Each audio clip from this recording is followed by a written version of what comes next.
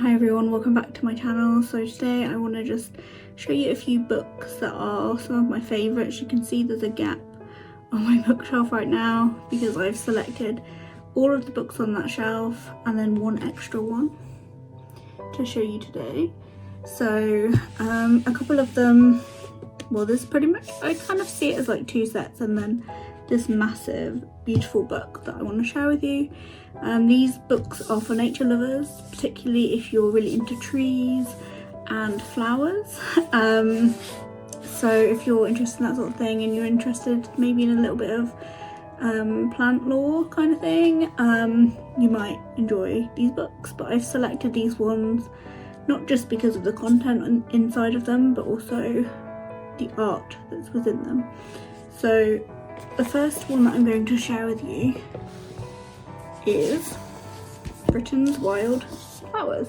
So yes, I did get a bit of makeup or something on that one, but this one is by the National Trust. The second book I'm going to show you is also very similar. It's Britain's Trees, also by the National Trust. I highly recommend these books. The books that I'm showing you are more of a reference kind of book, one that you can just pick up whenever you want to have a look at a particular tree or flower or something like that, or you just want to have a little bit of a browse through. So I personally have two favourite wildflowers. The first one is the iris, so it's a beautiful spring flower. I really like the blue and yellow one.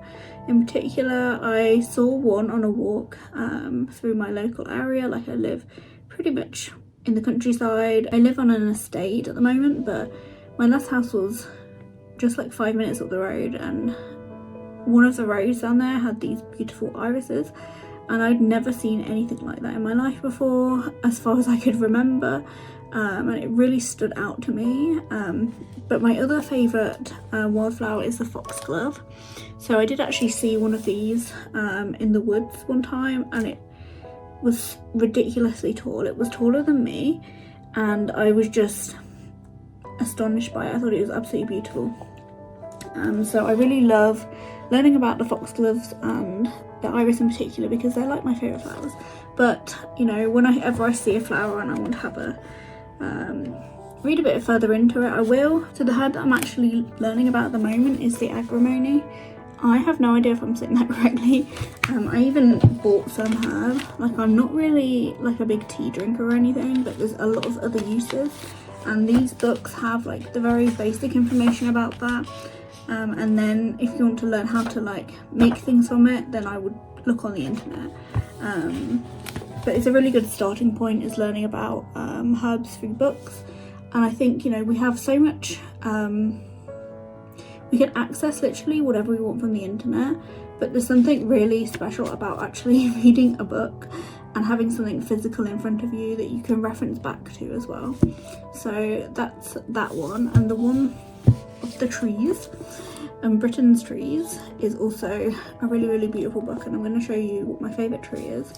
So this is it. It's the Scots pine.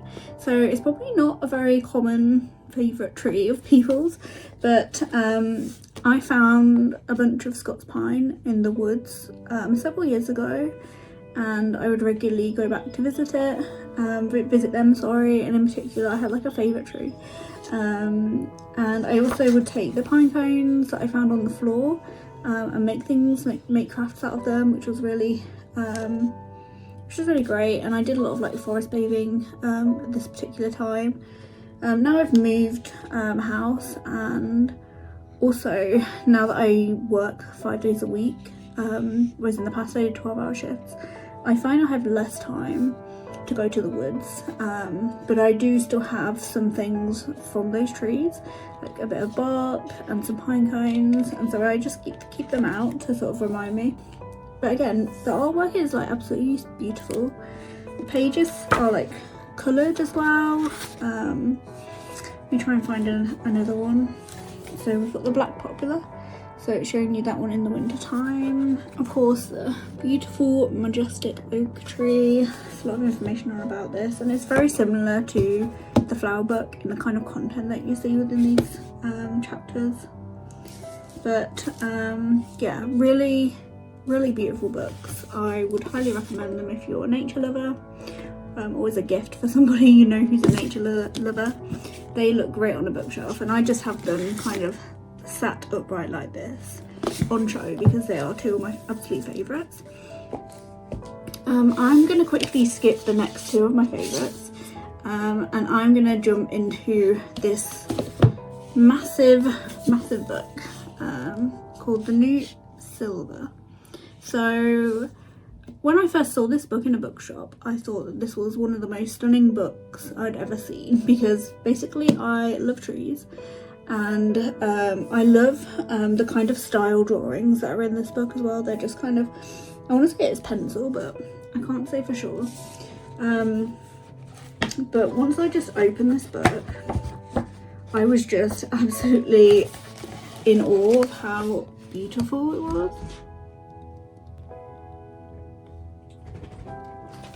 So on the back it does say, "In celebration of trees, intertwining science, art and history to tell the story of today's orchards and forests." So there's a lot of information in these books as well.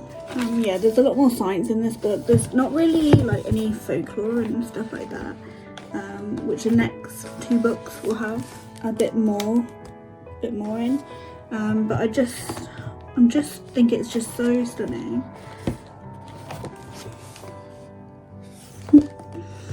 So if you have somebody in your life who is a tree lover, or if you're a tree lover, I really highly recommend this book.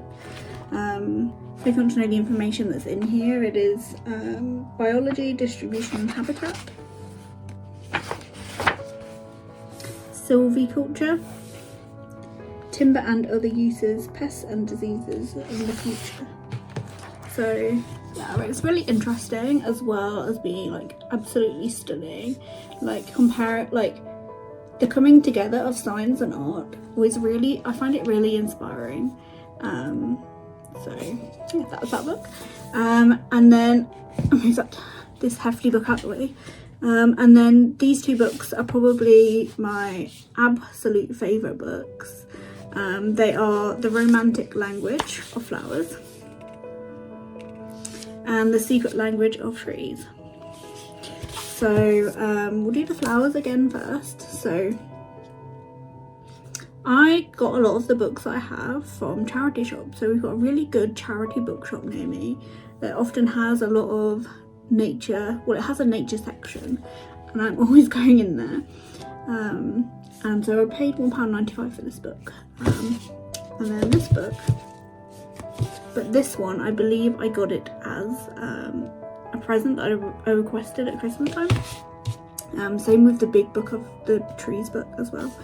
Yeah, so I found this one and I immediately picked it up and immediately fell in love with this book. In this book it reads, "This is pure indulgence, a world of romance, flowers and delicate watercolours." So of course there are beautiful paintings in here and there's facts, but it does go into more of that romantic side.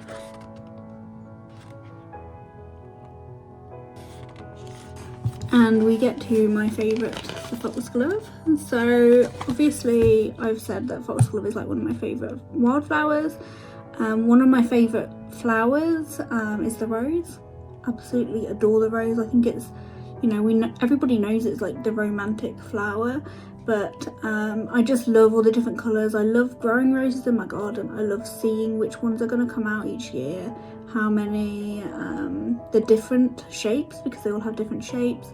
The colours vary, sometimes I have had pink and white ones in one bloom, and to me they're just so beautiful. The petals, the colours. I really adore pastel colours, so pastel peach, pastel pink, purple. When those colours come out, I just love them. I'm just in love with them. They're just such a beautiful flower. But the foxglove is my favourite wildflower. But what you find in this book as well is there's a description about the foxglove, the different names that it's been called. So fingerhut, fairy thimbles, their blossoms were worn by fairy folk as mittens, fairy caps, fairy petticoats, witches' thimbles, and Virgin Mary's gloves while in France. It is known as Gant de Notre Dame. Its commonest colour is a mauve pink, but you often see white blooms in the hedgerows too. The plant was said to keep evil at bay if grown in the garden, but was considered unlucky if brought indoors.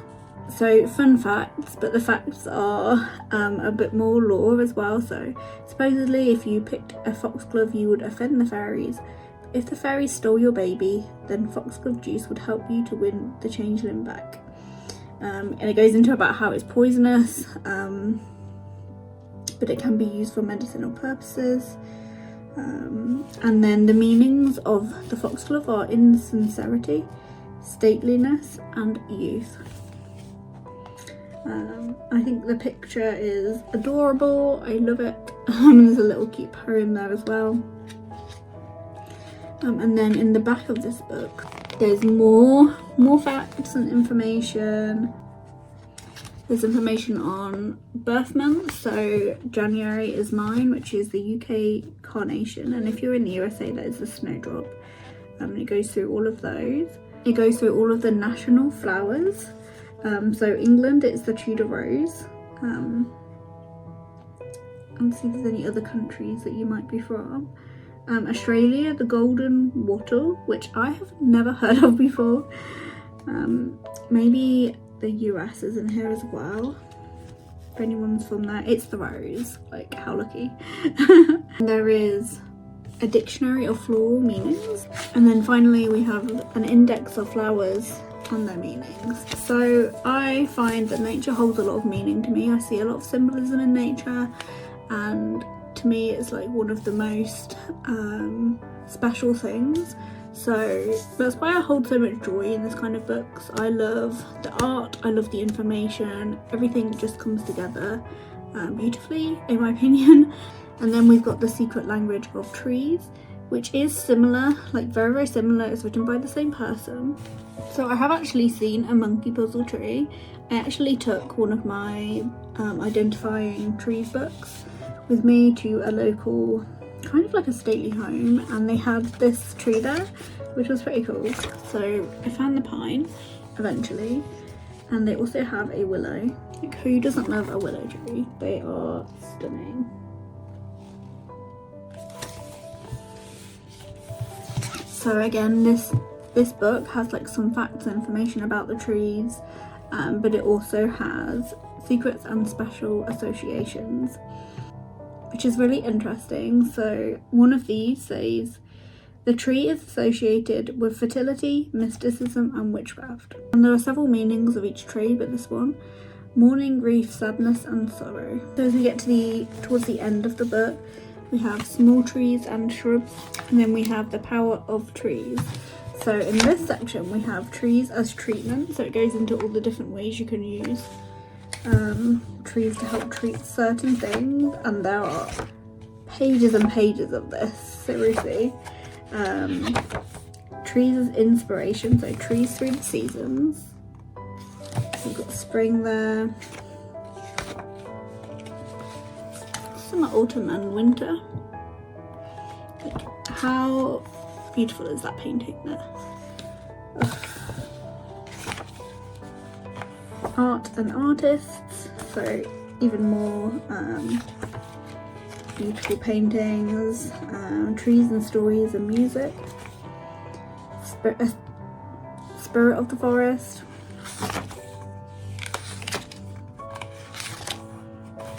Fungi. Yeah, there's more. I just adore botanical art. Wow. And some more information about forests, the environmental impact that we're having on forests around the world. So yeah, lots of beautiful books that I really highly recommend. And yeah, if you have any more suggestions, if you want to leave some in the comments below, I'd love to hear what your favourite ones are and why. And yeah, like I say, I've got like quite a lot of nature books, but these ones are the ones that I look back on the most, I'd say, and reference the most. So yeah, I hope you enjoyed this video. It's a little bit different than the ones I've been making so far, and I will see you again in another video.